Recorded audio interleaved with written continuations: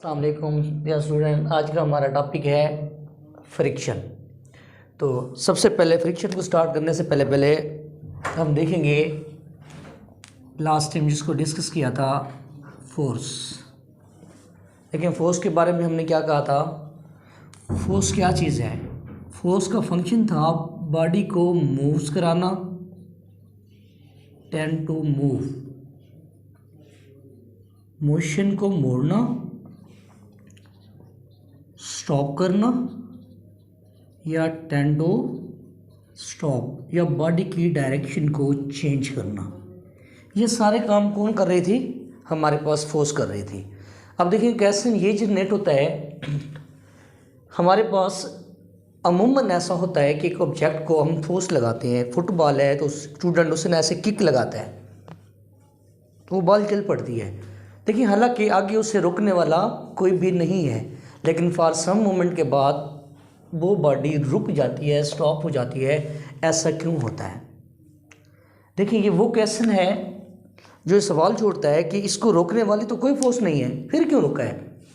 इसी तरीके like opening गिलास या कप ऑफ टी लिया हुआ है हाथ के अंदर, पकड़ा हुआ है तो वो क्यों नहीं गिरता। कुछ चीज़ ऐसे ये गिर गया है तो वो क्यों गिरा है, क्या रीज़न है। इन तमाम क्वेश्चनों के आंसर्स के लिए हमारे पास एक पॉइंट है जिसका नाम क्या है, फ्रिक्शन।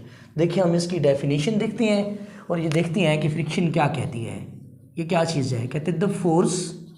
फ्रिक्शन क्या है, फोर्स है। द फोर्स विच अपोज, जो रोकती है किसको, मोशन ऑफ मूविंग ऑब्जेक्ट।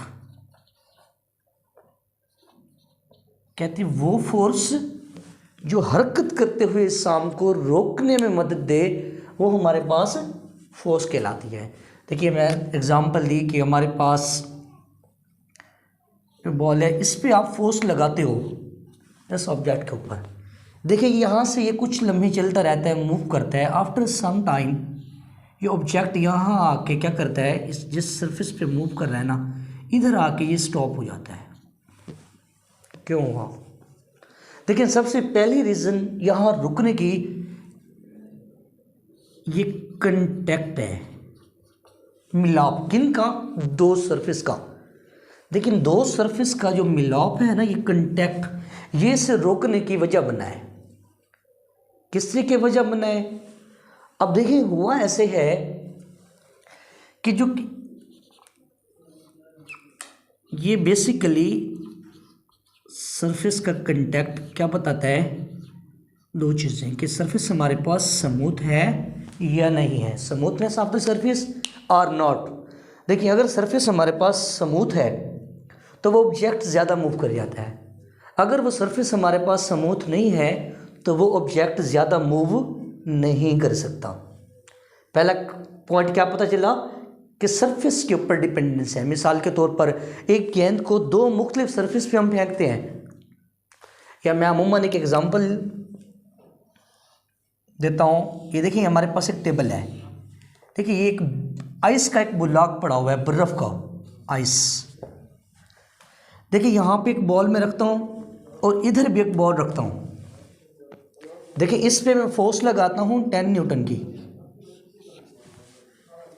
इसका मैस जो है ना, सपोज 3 किलोग्राम है। देखिए यहाँ पर भी जो मैस मैं यूज़ करता हूँ, इसका भी मैस कितना है, 3 किलोग्राम, और मैं फोर्स कितने की लगाता हूँ, 10 न्यूटन की। दोनों पे फोर्स सेम अप्लाई करता हूँ। लेकिन मैं आप देखते हैं कि ये ऑब्जेक्ट सपोज यहाँ आके अपोज सम मोमेंट के बाद ना ये रुक जाता है। अब देखिए ये वाला जो ऑब्जेक्ट है ये ज़्यादा मूव कर जाता है बनिस्बत इस ऑब्जेक्ट के। ऐसा क्यों हुआ? तो क्या पता चला, सरफेस की स्मूथनेस। अब देखिए बजाय दोनों सरफेस हम सेम नज़र आ रही हैं, लेकिन हमें पता कैसे चलता है, जब हम इन दोनों सरफेसेस का माइक्रोस्कोपिक व्यू देखते हैं, माइक्रोस्कोपिक व्यू, तो हमें ये अंदाज़ा होता है या ये मालूम होता है कि जो ये वाली सरफेस है ना, ये ज़्यादा स्मूथ नहीं है। इसके अंदर क्या मौजूद हैं, इसके अंदर मौजूद हैं पिट्स एंड बम्प, मतलब अप्स एंड डाउन्स ज़्यादा है। मतलब इसका व्यू हमें कुछ ऐसा नज़र आता है। ये देखिए ऐसे इस तरीके बनिस्बत ये वाली। अब देखिए अगर यहाँ अंदाज़ लगाए ना, देखो नेचुरल कंटैक्ट सरफेस यहाँ देखिए एक जगह हुई थी, अब देखिए इधर कंटैक्ट इधर कंटैक्ट इधर कंटैक्ट, तो ये कंटैक्ट जो है ना, पहला पॉइंट क्या बताया था, कंटैक्ट क्या करता है, बॉडी को स्टॉप करता है। तो यहाँ पर कंटैक्ट पॉइंट ज़्यादा हैं तो इसकी जो रोकने की सलाहियत है ना वो ज़्यादा हो गई है, किसकी निस्बत, बानिस्बत इस ऑब्जेक्ट के। तो ये ज़्यादा क्यों मूव किया, किसके माइक्रोस्कोपिक व्यू के अंदर ये ऑब्जेक्ट ज़रा क्या था, स्मूथ था। तो पहला पॉइंट किसी भी फ्रिक्शन के अंदर ऑब्जेक्ट को रोकने के लिए यूजफुल हुआ है, वो कौन सा हुआ है, contact point between the two surface which depend upon the smoothness. अब देखिए हम दूसरा पॉइंट देखते हैं।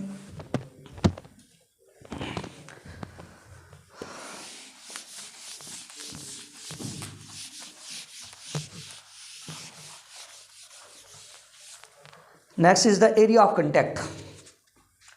अब एरिया ऑफ कंटैक्ट के अंदर क्या आता है,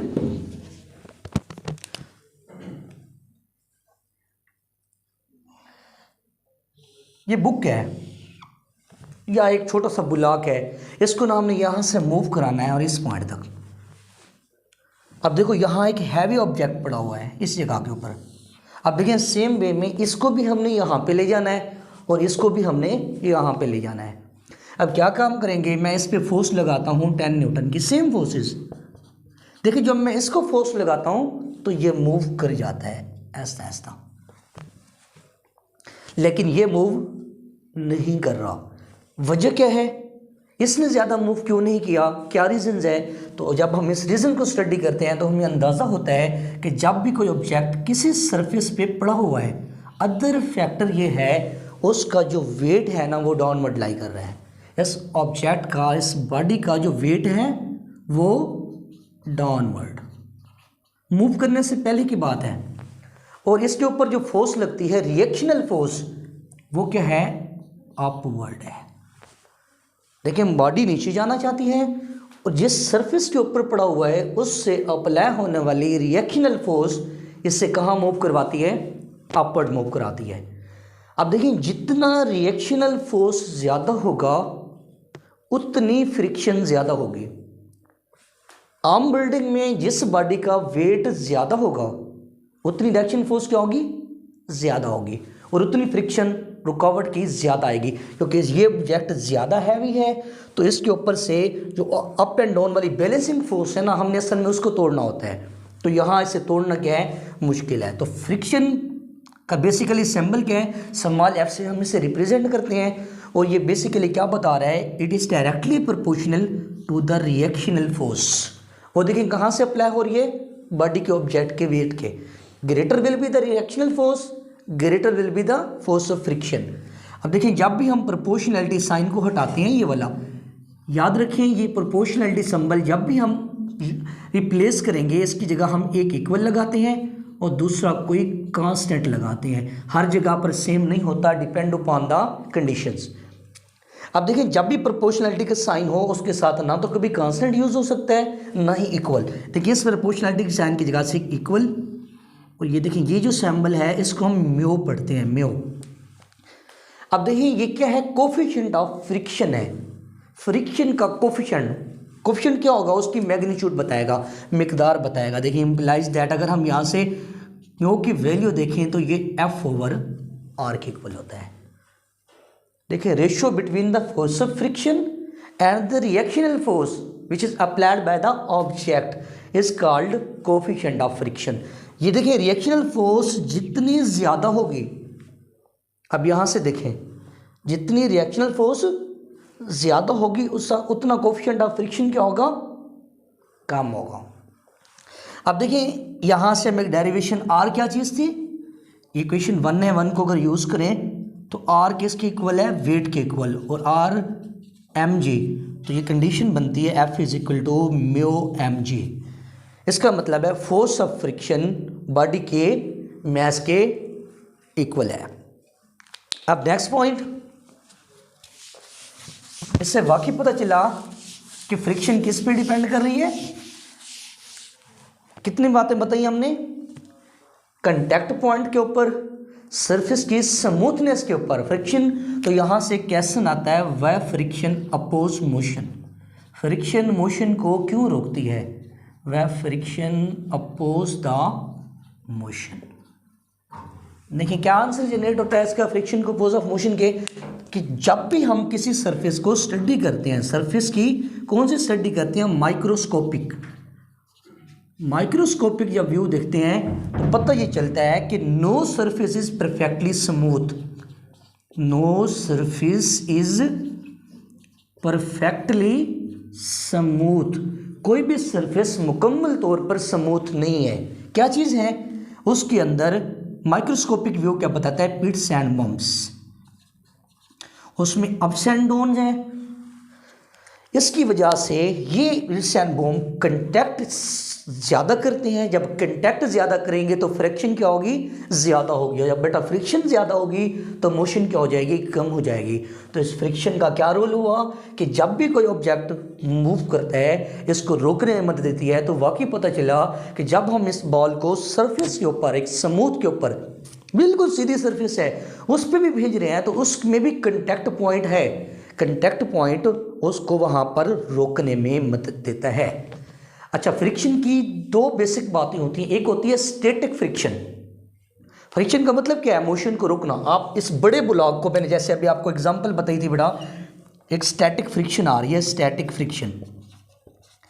आप इस ब्लॉक के ऊपर फोर्स लगाते हो, भारी है लेकिन मूव नहीं करता, लेकिन फोर्स का काम क्या है, रोकना, हरकत देना, हरकत को मुकम्मल। अब आप जो फोर्स लगा रहे हो वो ब्लॉक को मूव करने के लिए लगा रहे हो, लेकिन जब भी आप इस ब्लॉक के ऊपर फोर्स अप्लाई करते हो फिर भी मूव नहीं कर रहा। क्या रीजंस है, फोर्स तो आप मूवमेंट करने वाली लगा रहे हो। इसका मतलब है कि जब आप इसके ऊपर, इस ऑब्जेक्ट के ऊपर फोर्स अप्लाई करते हो तो इस बॉडी का वेट क्या होता है, ज़्यादा होता है। ऐसी फ्रिक्शन स्टैटिक फ्रिक्शन, कि जो बॉडी से फोर्स जनरेट हो जो उसे मूव ना करने दे। नेक्स्ट होती है डायनामिक और लिमिटिंग फ्रिक्शन, कि हम इस पर इतनी फोर्स अप्लाई कर दें कि ये इसको मूव कराना शुरू कर दे सरफेस के कंटैक्ट के साथ। This is called limiting force of limiting friction. और इसकी मैक्सिमम वैल्यू जहाँ तक हम जा सकते हैं वो फोर्स मैक्सिमम लिमिटिंग फ्रिक्शन कहलाता है। नेक्स्ट हमारे पास इसकी अगर हम टाइप्स आएंगी और फ्रिक्शन के फवायद क्या है, नुकसानात क्या हैं और मेथड क्या है, रिड्यूस कर सकते हैं। अगर दुनिया के अंदर what would happen if all friction are suddenly disappear, what would happen, क्या होगा if all friction is suddenly disappear,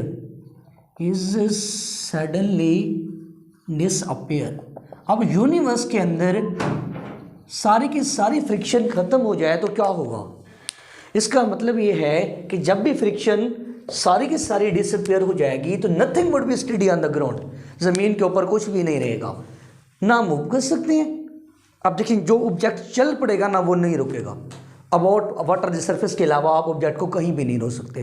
क्यों नहीं रोक सकते, क्योंकि रोकने वाली फोर्स ही नहीं है, चीज़ें कोलाइड कर जाएंगी, यूनिवर्स तबाह हो जाएगी। इसका मतलब है इस फ्रिक्शन का फायदा है यूनिवर्स की मेंटेनेंस के अंदर। अब देखिए जिन ऑब्जेक्ट्स के अंदर फ्रिक्शन कम करनी है, मूव तो करना है, लेकिन कुछ जगह पर हमें